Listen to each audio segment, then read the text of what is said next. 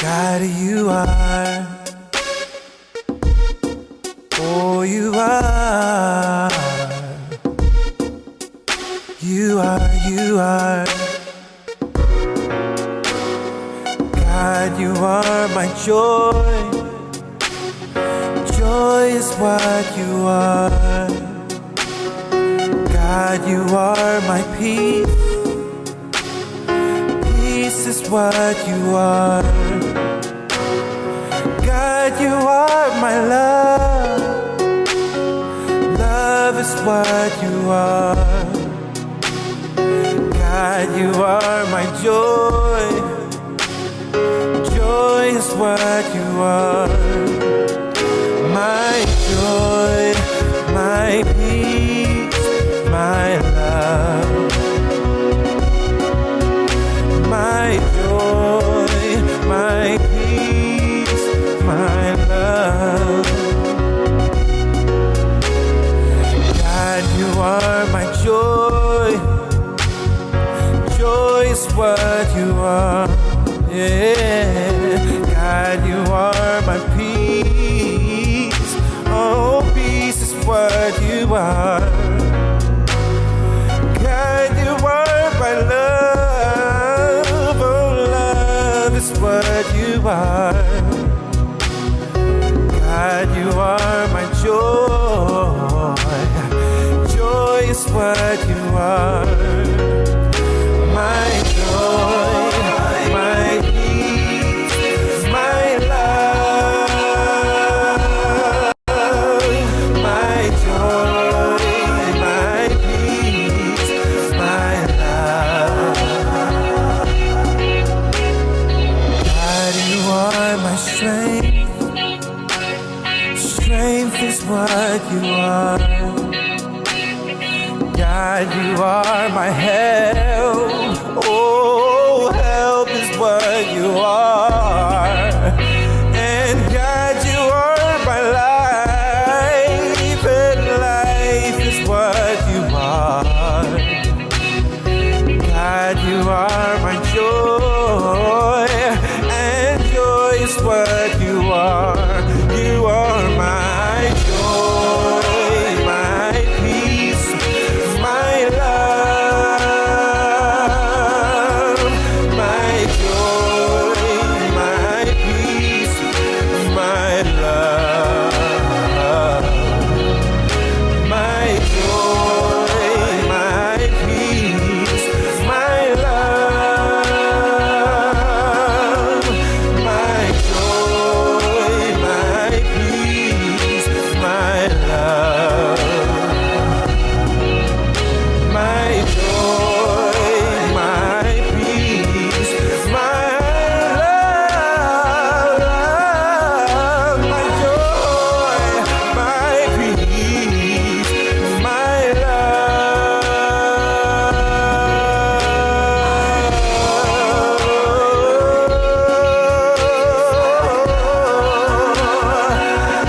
God, you are my joy.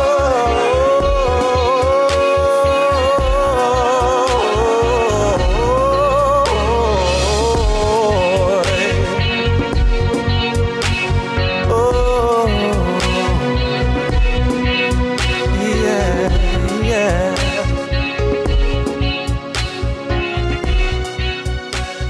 Na, na, na, na, na.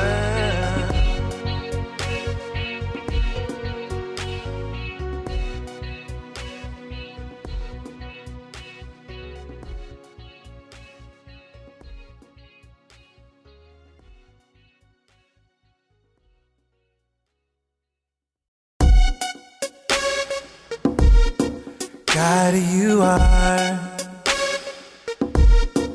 Oh, you are. You are, you are. God, you are my joy. Joy is what you are. God, you are my peace. Peace is what you are. God, you are my love. Love Love is what you are. God, you are my joy. Joy is what you are. My joy, my peace, my love. My joy, my peace, my love. God, you are my joy. Joy is what you are. Yeah. God, you are my peace. Oh, peace is what you are. God, you are my love. Oh, love is what you are. God, you are my joy. Joy is what you are. My joy, my peace, my love. My joy, my peace, my love. God, you are my strength. Strength is what you are. God, you are my help. Oh, help is what you are. And God, you are my life. And life is what you are. God, you are my joy.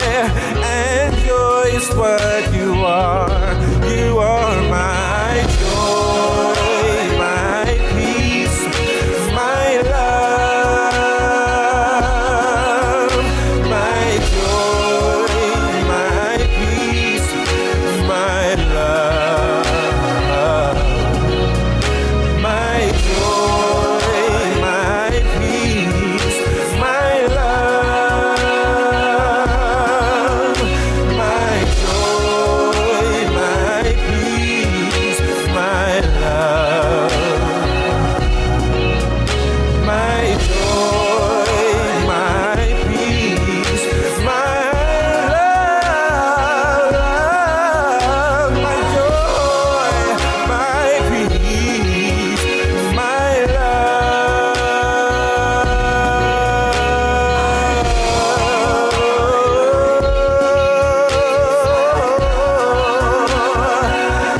God, you are my joy.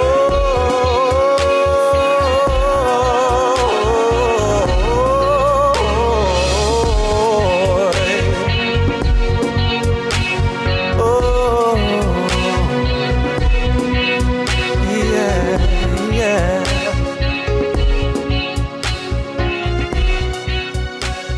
Na, na, na, na, na.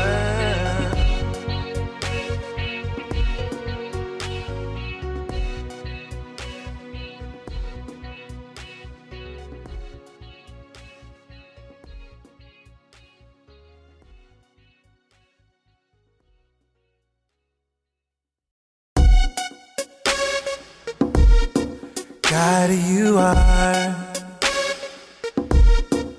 Oh, you are. You are, you are. God, you are my joy. Joy is what you are.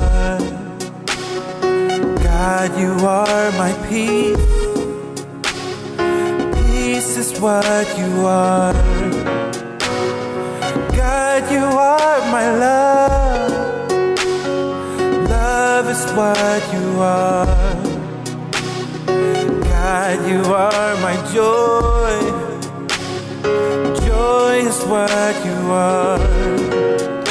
My joy, my peace, my love. My joy, my peace, my love. God, you are my joy. Joy is what you are. Yeah, God, you are my peace. Oh, peace is what you are. God, you are my love. Oh, love is what you are. God, you are my joy. Joy is what you are. My joy, my peace, my love. My joy, my peace, my love. God, you are my strength. Strength is what you are. God, you are my help. Oh, help is what you are. And God, you are my life. And life is what you are. God, you are my joy. And joy is what you are. You are my joy, my peace, my love. My joy, my peace, my love. My joy, my peace, my love. My joy, my peace, my love. My joy, my peace, my love. My joy, my peace, my love.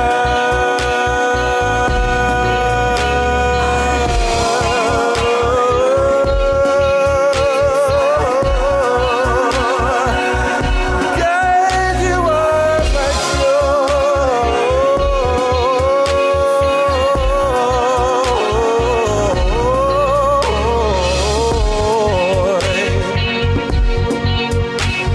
Oh, yeah, yeah.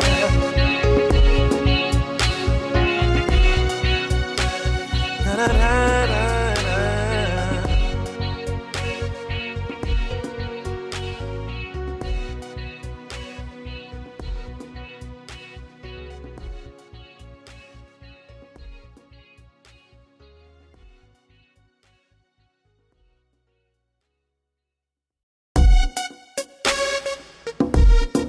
God, you are.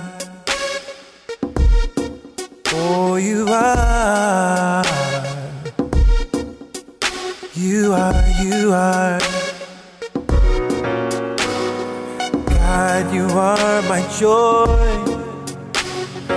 Joy is what you are. God, you are my peace. Peace is what you are.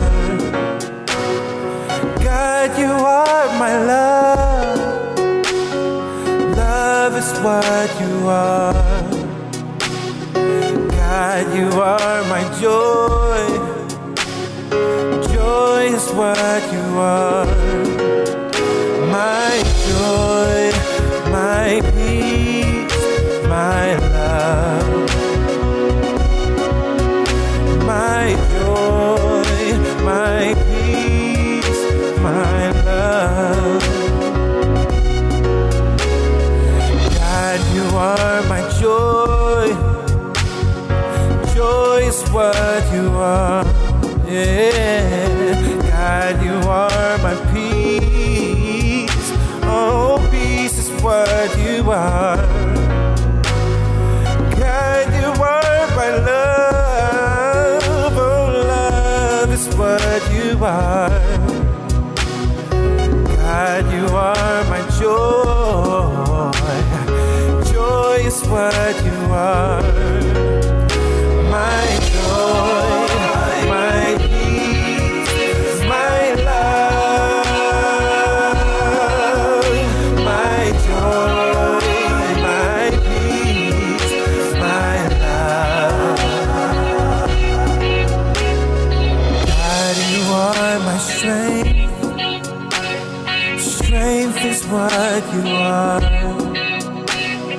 God, you are my help. Oh, help is what you are. Hello, beautiful people. Good evening, good afternoon for some. And it is wonderful to be here with you all for this wonderful occasion. And of course, as we always do, we're going to begin with a word of prayer. So I invite you right here and right now, wherever you are, to just take a moment to close your eyes. And as we close our eyes, we open our inner eye. And as we open our inner eye, I invite you to take a conscious breath in and a conscious breath out. Together, let's breathe in and we breathe out. For a third time, because it feels so good, we take a breath in, breathing in good, breathing in love, breathing in ease to our minds. We breathe out good, we breathe out love, we breathe out ease to our minds.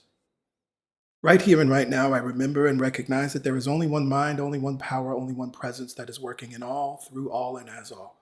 There is one life. That life is Mother, Father, God. That life is perfect, whole, and complete. That life is my life now. That life is your life now.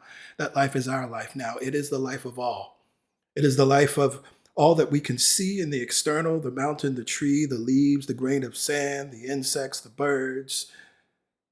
It is the life of all, but more importantly, it is our life now, for we are one with God and one of God. What I remember and know is that God, the good, the all in all spirit, consciousness itself neither comes nor goes. It's always here and now.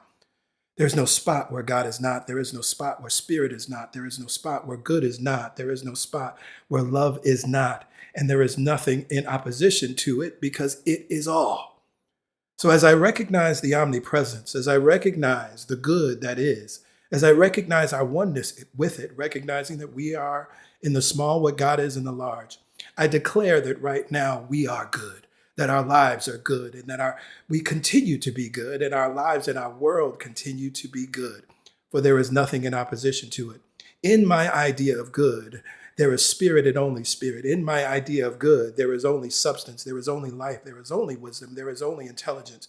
That idea of good is not just my personal good, that is your good as well. That is not just your good, it is our good. It is not just our good, it is the all good.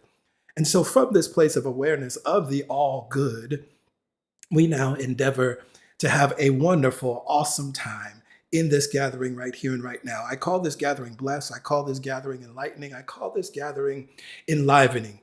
It is all of these things and so much more. It is prosperous and prospering.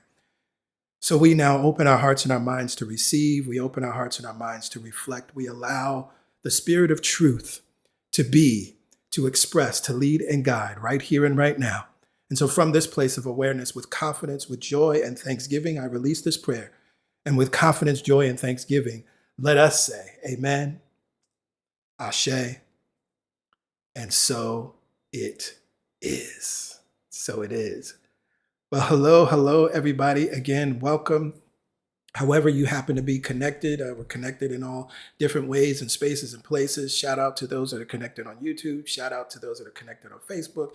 And shout out to those that are connected via Zoom. If you want to connect via Zoom, you need to either be in the Church Center app or you need to be on our mailing list.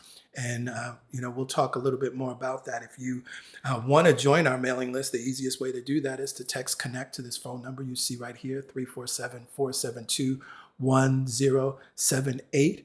If you're on YouTube or Facebook, you'll also see the link there in the description to connect if you are a first-time guest, or to connect if you want to join our mailing list. Just text that keyword connect to that phone number, enter your name and email address, and you'll be all set. And then again, as you're on our mailing list, then you'll also have the information on how to access the Church Center app. And so then for our next session on the fourth Wednesday, you can join via Zoom if you so desire. The other thing I want to note, of course, as we are gathering together in this space, we are so happy to be able to offer something like this and to offer this forum for each and every one of you. And we encourage that freely you receive, that freely you give, to continue to support so that we can do this. This is something brand new that right now is only planned for the first quarter of this year to support our current sermon series. But of course, your participation, your giving, etc., will let us know that this is something that you all want to continue. So if you are able to give, these are the ways to give to CSC. You can go to our website, celbrationsc.org/give. You can text your dollar amount to 347-744-9500, or you can give via the Church Center app, and you'll see this information again as we move on and as we move forward. But again, I'm happy to see you all. I invite you to shout yourself out in the comments. Let me know where you're connecting in from. I already see that many of you are absolutely happy to be here and excited to be here. Michelle, I see you. I'm grateful to be here, and I'm grateful that you are grateful to be here in this space. Absolutely. So please shout yourself out. Let us know where you're connecting in from. And I don't want to use any more time with sort of preambles and things. I want to tap into what we talked about on Sunday. Well, actually, no, before I do that, let me do this, because once I get going, I'll forget the other thing. Let me start with the why, right? And I know that, over the years, there's been, asking for some sort of Bible study.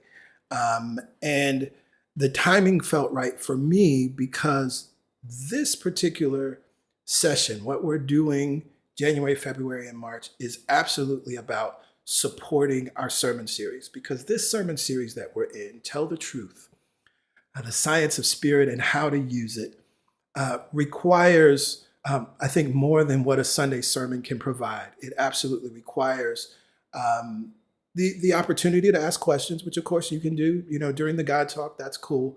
And I think it also requires me to do some additional teaching and when appropriate, have some dialogue around it to support you in really catching these ideas. Because as I keep saying with this series, it is so incredibly transformative that even one of the 12 lessons that I will be teaching through this series, if you grab hold of just one, right, you will change and transform your life. You can use that one lesson for the remainder of your life and exercise mastery in your life and in your world. And so it was important to do this from this perspective, right? Very, very important to do this. And yes, shout out to you, Tanya. I see you, air quotes, Bible study, because that's absolutely what it is. It is a air quotes Bible study, right? It's a Bible study and so much more.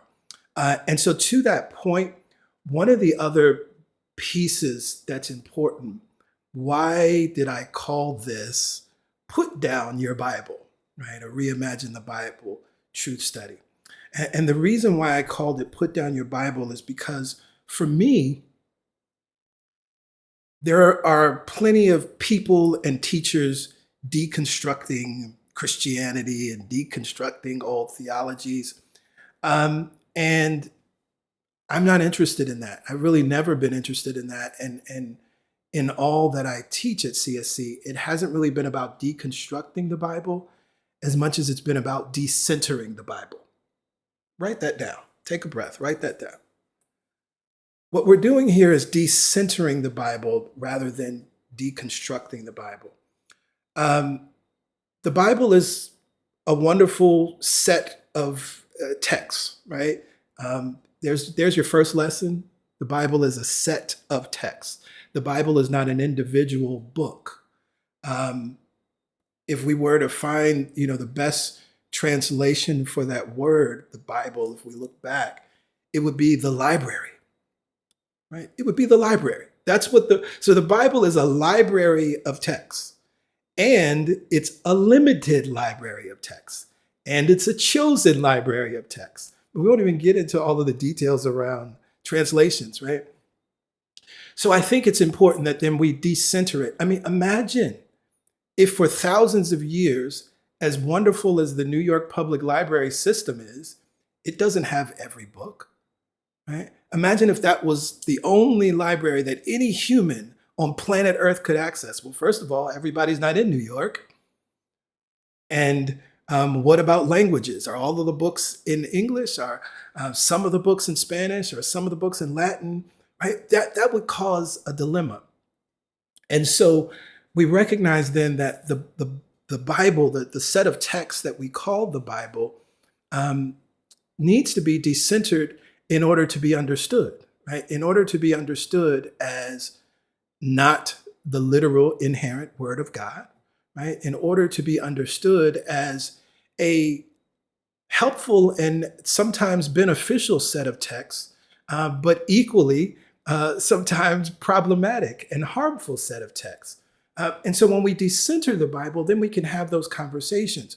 And so the title, Put Down Your Bible, it directly comes from my experience in seminary. I'll never forget this day. Oh, it's so wonderful. I mean, we had so many I'll never forget this day moments in seminary. But I remember our First and Second Testament professor, Professor Reverend Nigel Cole. One day, as he was just going in as he would do, and sometimes it felt like we were in service, although we were learning in this academic setting. And he asked everybody in the class, he said, just put your Bibles down, put them down on the floor. Because he wanted us to start to tap into this reality of not allowing the Bible to become this, special, more special than anything else, sort of book or set of texts.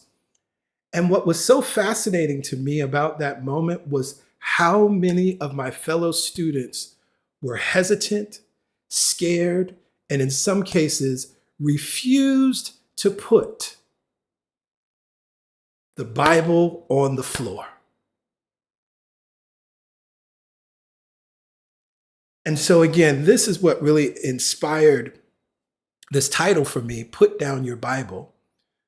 Because what we're doing, again, we're not, and shout out to those that are just joining us, we're not deconstructing the Bible, right? Again, there are enough people doing that, and, I bless them, do your thing.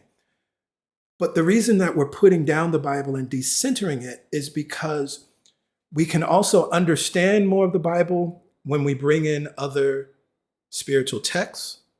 We can understand parts of the Bible when we bring in other spiritual teachers. We can understand the Bible when we also bring in modern understanding and modern truth, which then sheds light on certain things that just maybe you couldn't understand before. So we're going to do all of those things and so much more throughout this process. And again, right now I'm committing to the first quarter. We're going to do it's the second and fourth Sunday of January. Wednesday of January, February, and March. And then from there, we will, see where this thing takes us. Last thing I'll say, for those that are in the Church Center app, I'll be posting other things. So as we talk and as I talk about different resources, that's where I'll be posting those. So you want to be in the CSC Live group, you want to be in the Church Center app, because that's where those resources will be. Okay, so now, with that said, we can chat a little bit, because I want to come back to what I was teaching on Sunday. Right. So on Sunday, the sermon, Nothing Real Can Be Threatened, I introduced the 5 universal denials. And the 5 universal denials are very, very important, as I shared, because if we are starting with the first lesson, this premise of the good, in that first sermon, Simplifying God, I taught that one of the ways that we can really heal our God concept and start to have a empowered God concept is to simplify God. Because we have to have a powerful God concept. Even though God, the word, can be problematic, definitely the use of God and the things that are done in God's name and the ways in which evangelicals are acting up all over the world, right? You might not want to be associated with God, and that's okay. But what is important is recognizing that by disassociating yourself from God, you're also disassociating yourself from yourself and from your power. So we simplify God by recognizing that your good is your God. And there is good for you, and you ought to have it. You are seeking your good, therefore you are seeking your God. And then, of course, we get to name our good. Anything that is good, that is beneficial and constructive, it is your God. So we name God as free health. We name God as eternal life. We name God as radiant health. We name God as unlimited love. We name God as unlimited strength, unlimited support, unlimited substance. We name God as protection and defense. We name God as all of these things and so much more. Anything that's good is God. But then, of course, we have the dilemma. As I said in the sermon, it's the dilemma of, yeah, PG, but when I look out in the world, I don't see a lot of good. I see some good, but I definitely don't see a lot of good. And so, how do we reconcile this? What do we do? Now, the first thing, and this is key, you'll probably hear me say this many, many, many times in many, many different contexts, that you must first get the full understanding in and about your life, in and about your world. You must understand it on the micro. And then that will support you in understanding it on the macro. But please do not try to apply the first lesson to slavery and say that slavery was good. Don't try to apply it to the Holocaust and say the Holocaust was good. Don't try to apply it to the election and say the election of the felon in chief was good. Don't. You don't. You're not there yet. Even if you want to be there intellectually, you understand it. You ain't there yet. Stop.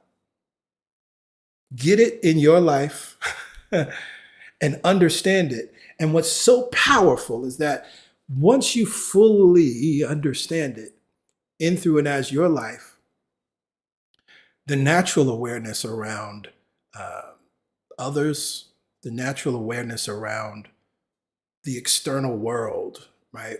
That awareness will start to make sense. And one of the ways that you know fully that it will make sense is because it will invoke compassion, deep empathy. If you find yourself telling people what to do, you don't understand it yet.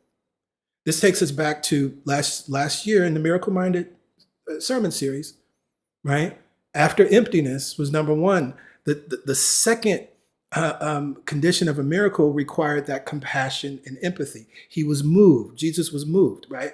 After he had moved away because he had just experienced hearing the tragic news of the beheading of his cousin.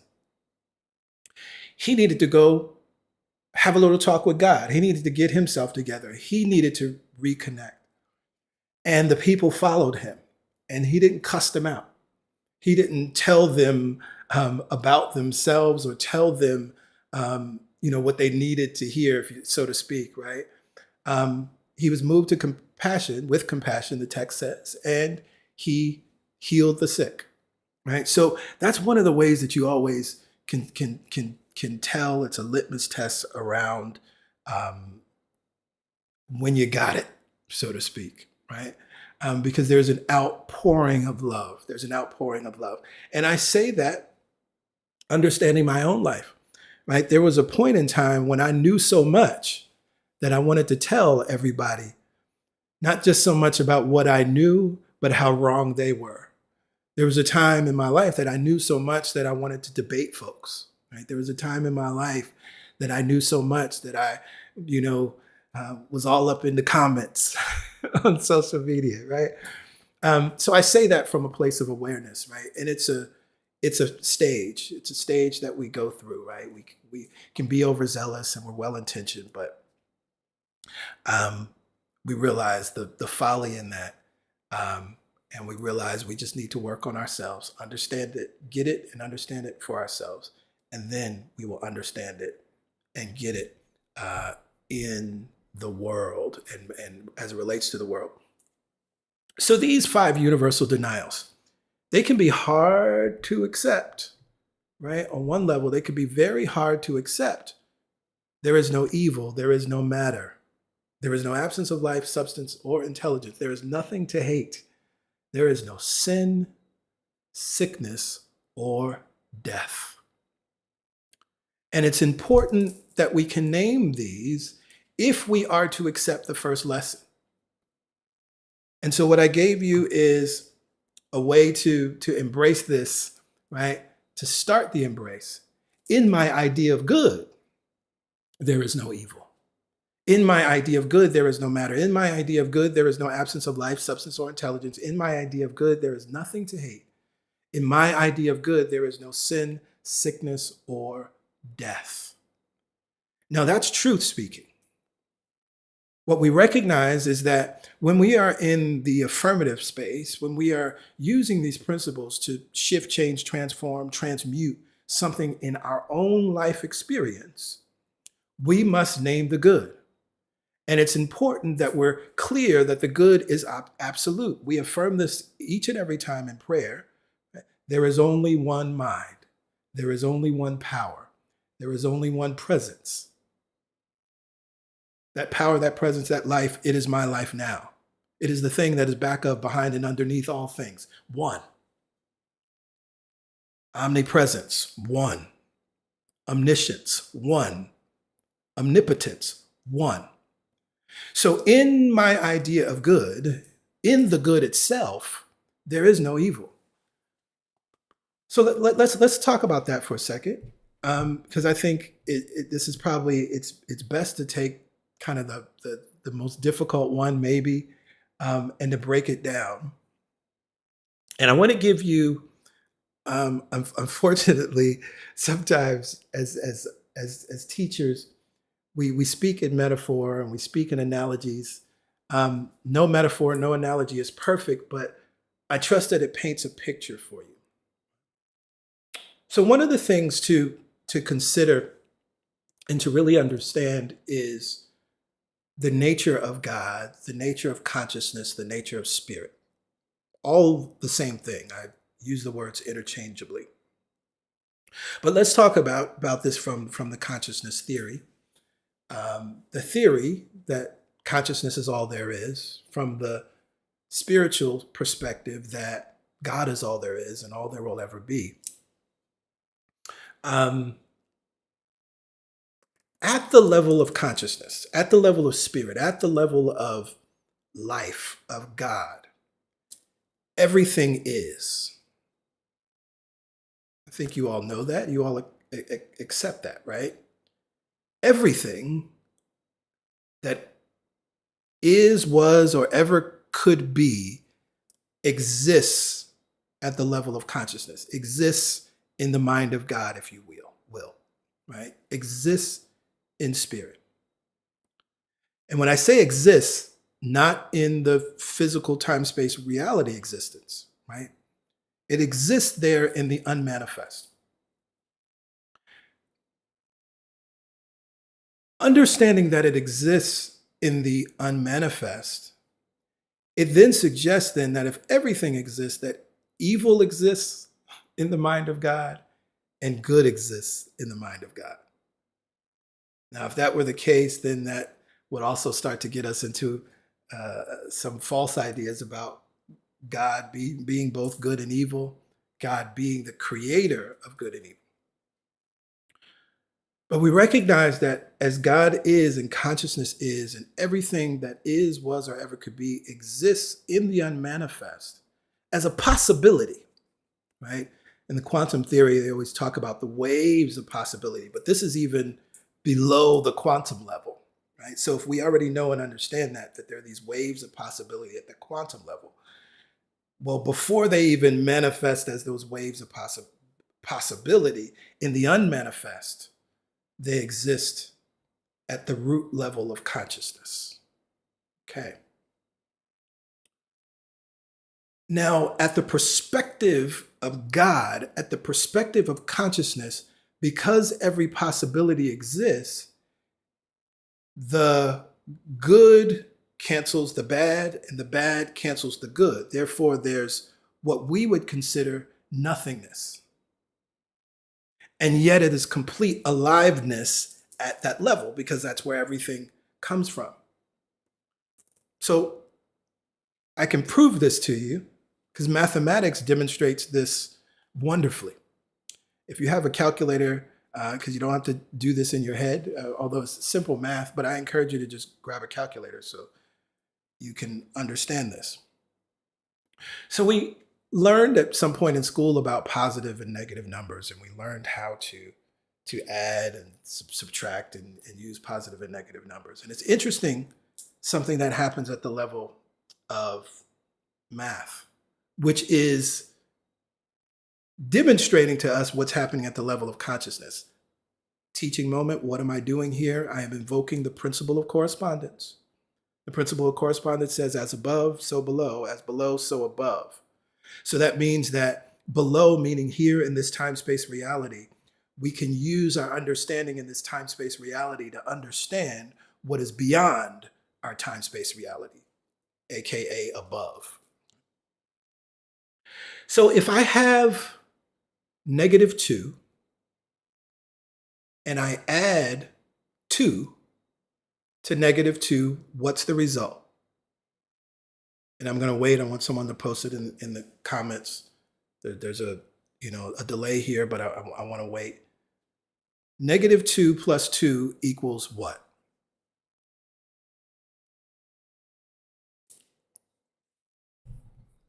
-2 plus 2 equals what? I mean, I see we already have, just want to get some more people. We have one answer. Again, you can use your calculators if you so desire. Yes, okay, wonderful. Caitlin, I see you. Marty, I see you. Christina, Nadia, yes. Okay, beautiful. -2 plus 2 equals 0. Now, what did I just say about consciousness? I just said that at the level of consciousness, everything exists, canceling it out. Therefore, there's no thingness, 0. So this is what's true at the level of consciousness. This is why we can say, when we're operating and speaking, aligning our conscious mind with our God mind and affirming that in my idea of good, there is no evil, the good, consciousness, spirit, that is absolutely true. Because that which we would call negative, unwanted, evil, right, is always canceled out by that which we would call good, positive, wanted. In my idea of good, there is no evil. Because at the level of consciousness, in the unmanifest, everything exists and the ends cancel them out. Now let's play with this a little bit more. Because if we start at consciousness with no thingness, and we recognize that God, life, source, spirit is paying attention to what we're paying attention to. And so that which we manifest in the time-space reality is a reflection of our, most of the time, unconscious attention. Then what happens when you take 0 and add -2?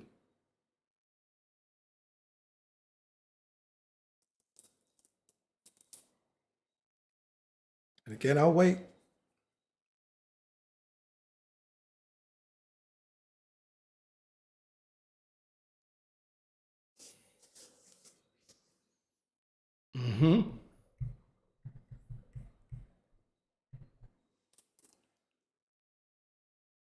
You get -2. And if you were to add -2 to that -2, you would get -4, right?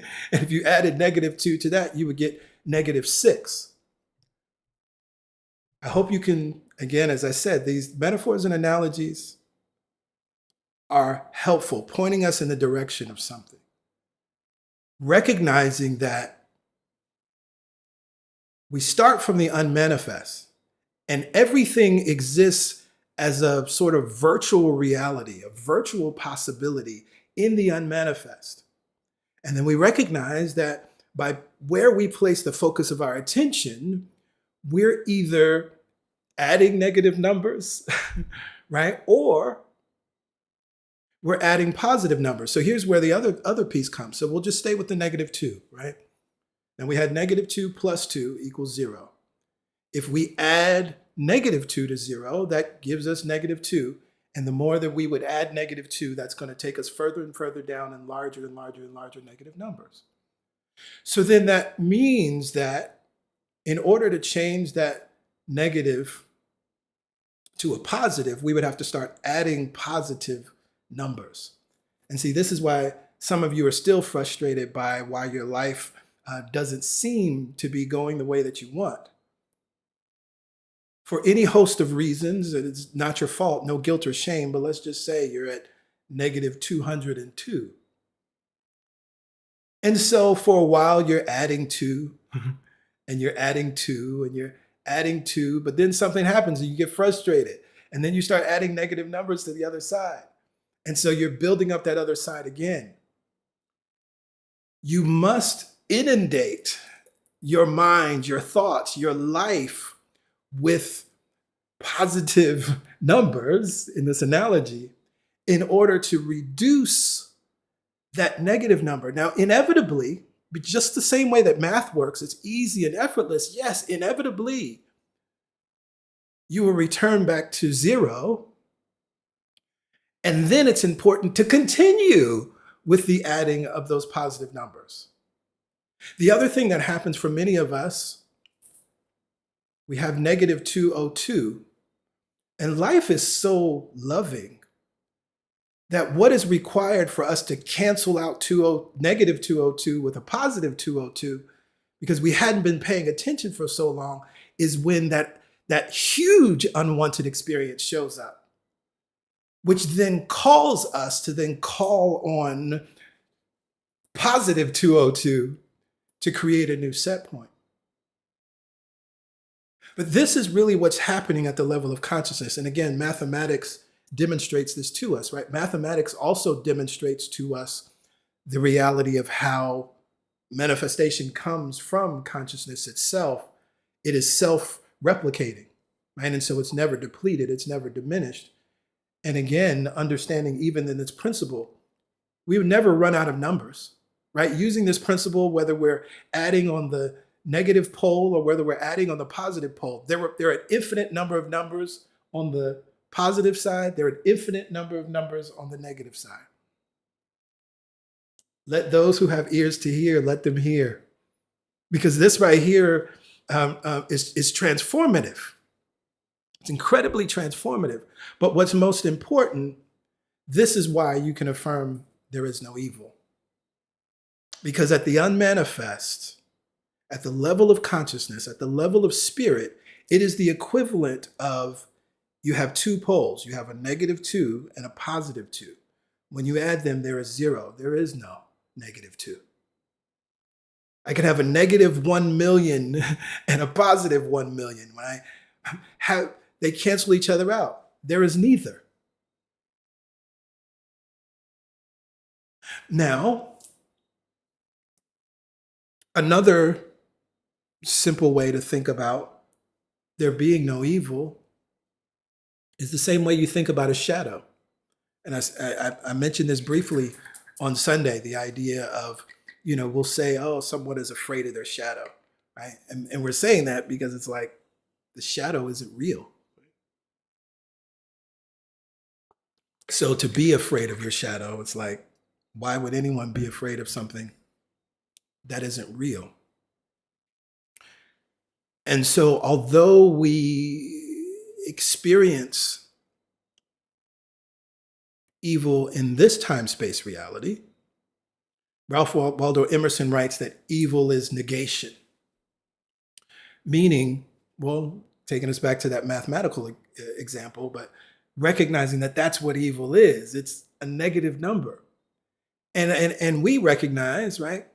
We don't think of numbers as negative numbers as real. I can't do anything with -$200, right? I'm laughing. You ever had negative bank account balance? You can't do anything with that, right? It's like it's listed on your balance, but it's not real. You can't do anything with -$5. You can't do anything with -$1, right? And so we all know that, right? Evil is negation. Evil is just like a shadow. And so we're not deterred by shadows, right? Even though a shadow is real, right? In the sense of it can be experienced in this time-space reality. Now, from this perspective, and I want to keep saying this, that always what we're affirming here now, we're contemplating the facts of life from the highest point of view. So from this perspective, this is why we must say there is no evil. This is then how and why we can affirm nothing real can be threatened. Nothing unreal exists. And herein lies the peace of God. There's a peace, even as you start to apply this analogy of the numbers to your own life. There's a peace that will come over you. Because you know how to deal with negative numbers, right? You know how to add a positive to change a negative. And so that starts to support you then in understanding that, oh, I can name my good. I can affirm that my good is my God. I'm seeking my good, therefore I'm seeking my God. There is good for me and I ought to have it. In my idea of good, there is no evil. In my idea of good, there is no matter. And what does that mean? As I said in the sermon, science teaches us this very clearly. We experience life and we experience the world as physical, and yet it is not.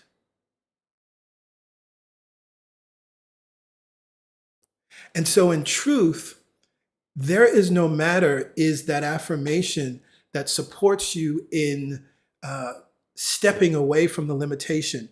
In the Miracle Minded sermon series, and I don't remember which sermon it was, I was talking about, it might have been Spirit Always Multiplies. I was talking about this idea of understanding that there is a limitation in the physical universe, and that limitation of speed is the speed of light. That's faster than you can blink your eyes, right? And understanding that, oftentimes when we affirm there is matter, and there is only matter, that's how we get stuck in things being fixed. So then that's when we think that our bodies can't transform, whether that's to release weight, whether that's to release cancer, whether that's to change some other thing related to your health, or related to the physical nature of your body, your physical location. We have been taught to think of this time-space reality as fixed, but this time-space reality is an effect.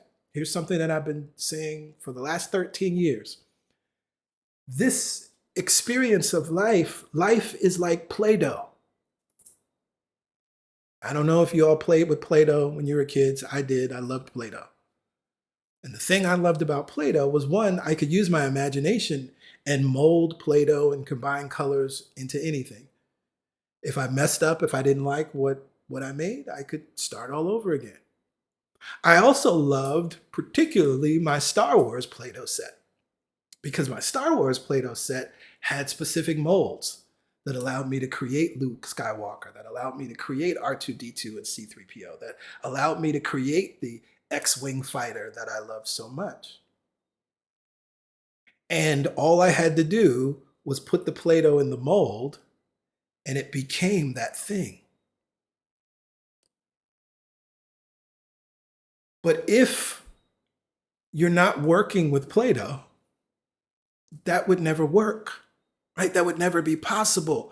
And then that would mean that nothing could change in your life. And what I'm continuously inviting you all to continue to consider is, you may not have absolute 100% control over every aspect of your life, but I guarantee that you are not even using an inkling of the power and control and influence that you have over your life and your world. And I believe that in this human experience, we can never exhaust that power and that possibility that we have. I don't think we'll ever get to whatever the limit is, which, as I said, in this physical space, time, space reality, would be the speed of light. I don't know if we will reach that in terms of as human beings. But if that is our ceiling, then I know we're not even scratching the surface. In my idea of good, there is no matter. In my idea of good, there is no absence of life, substance, or intelligence. Well, this is the there is no spot where God is not, right? Denial. This is the there is no spot where life, substance being supply, right? Substance being whatever you need or desire life, God, or consciousness to become. Be that financial supply, be that substance as beautiful housing, be that substance as being lavishly clothed, being that substance, being your business, be that substance, being your career, being that substance, whatever support you may need. It is important that you can affirm there is no absence of life, substance, or intelligence. I thought about it. I think I called it silly on Sunday, and I got to be careful with that. But it's kind of a pet peeve because it was going viral on social media some years back. The I don't know prayer is the most powerful prayer. I don't know, but God, you know.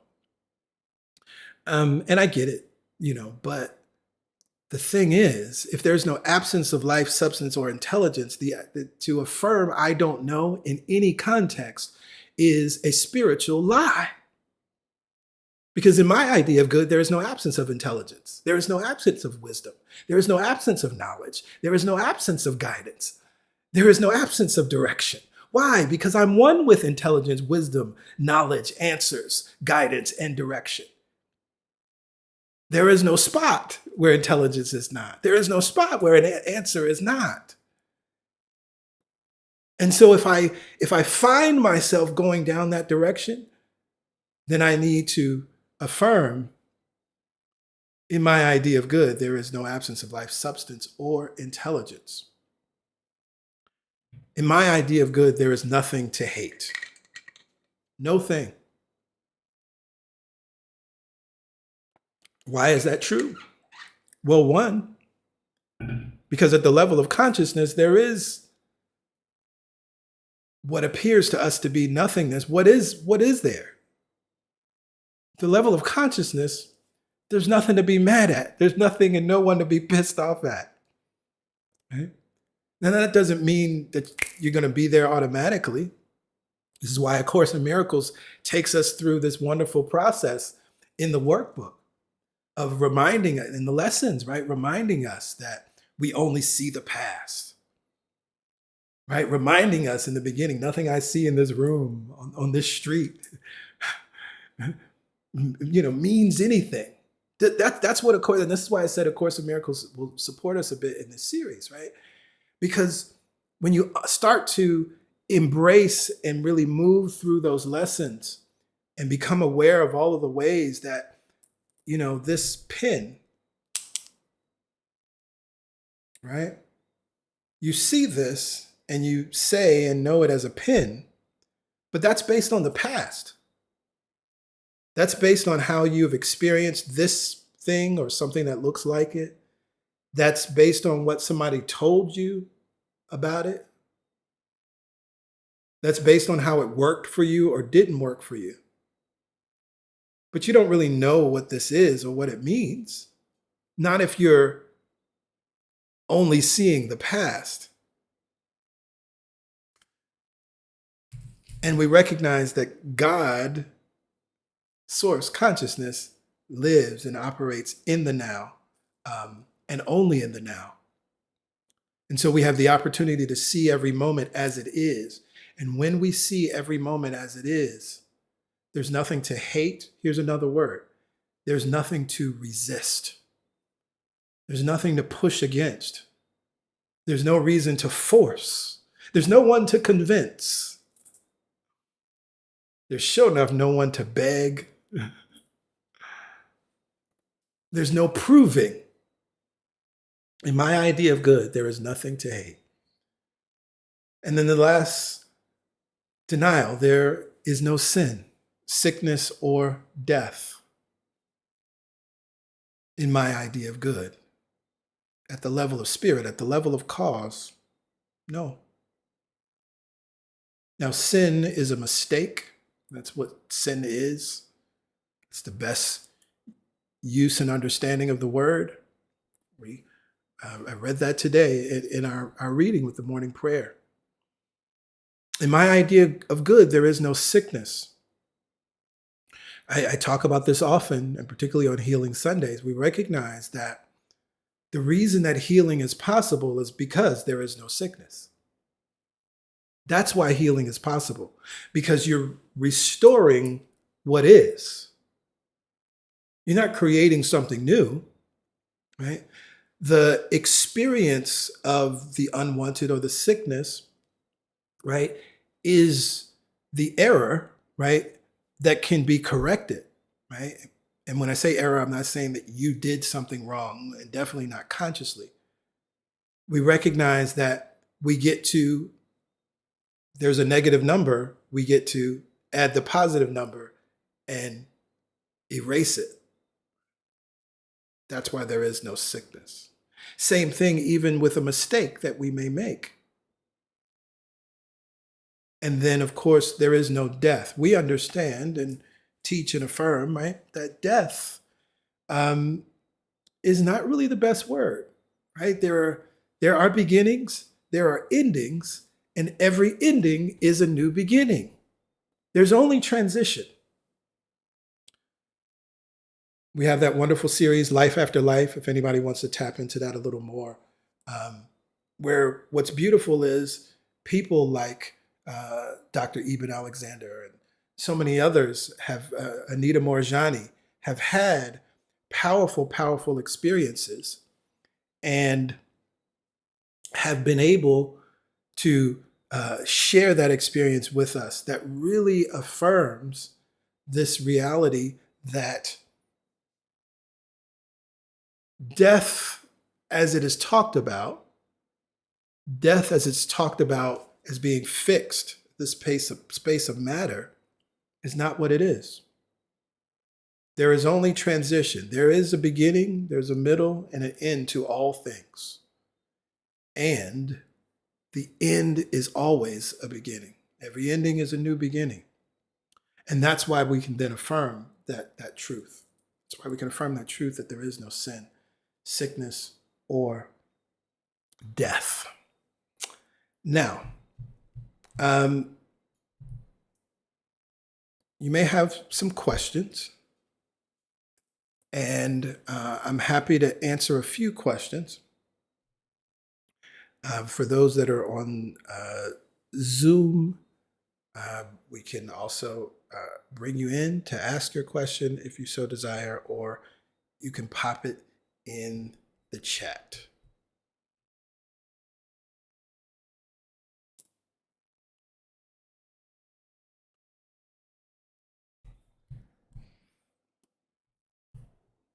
And of course, comments as well.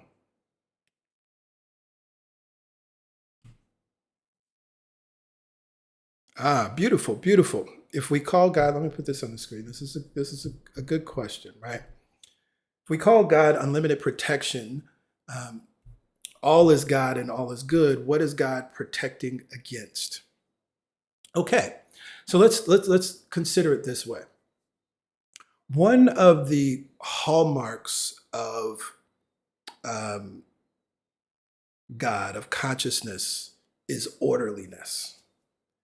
And one of the hallmarks of disconnection from our awareness of this allness is disorder, problems, chaos, and other unwanted things.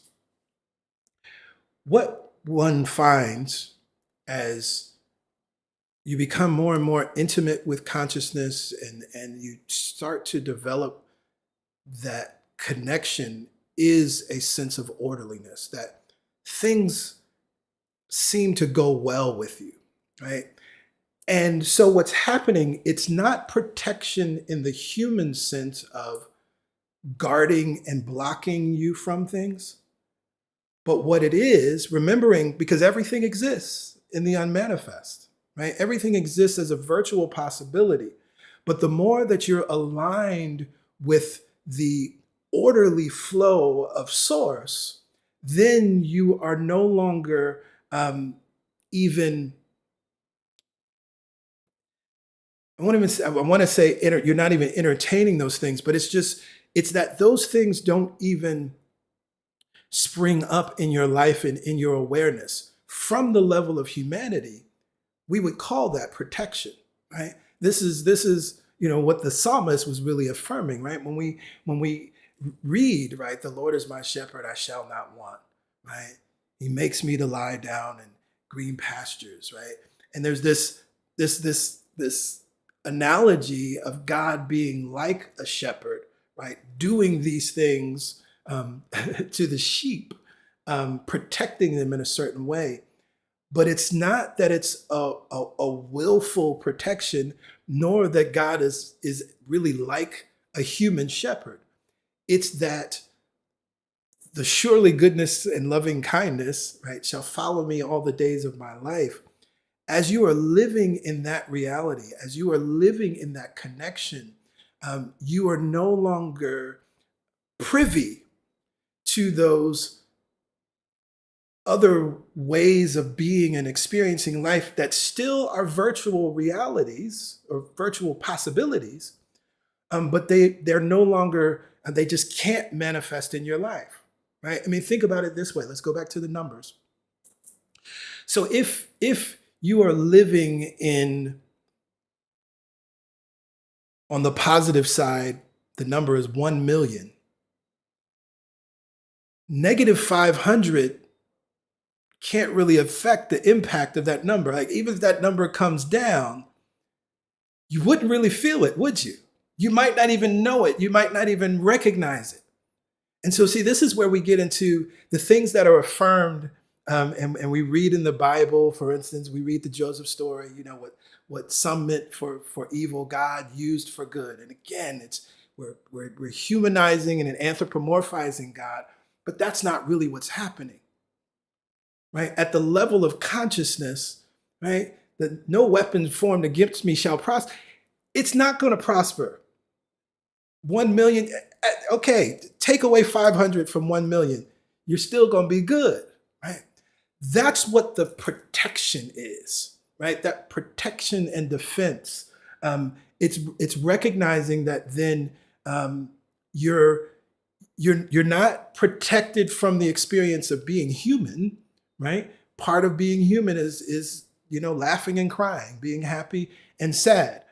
But you're going to be happier than you are sad.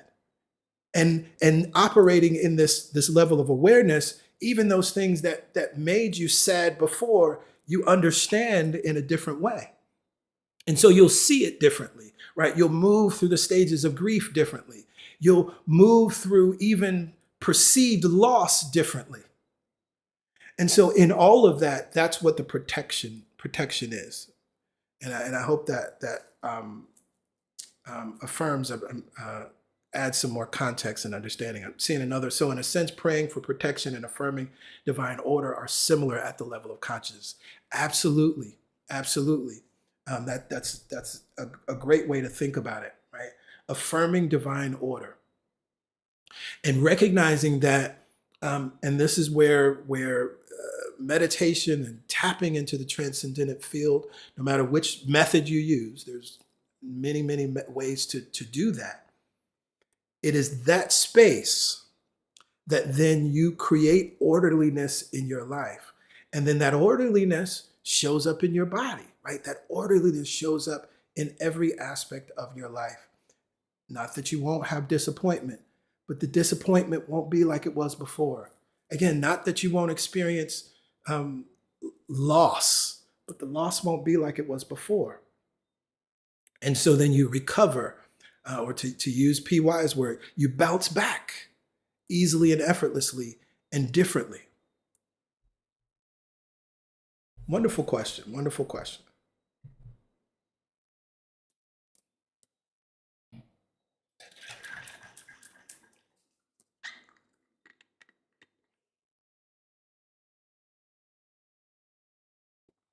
Any other questions? We have questions on Zoom, Facebook, YouTube.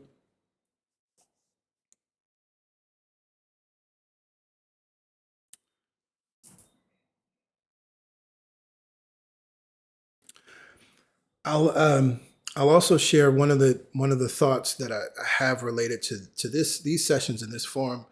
They will not live on YouTube permanently.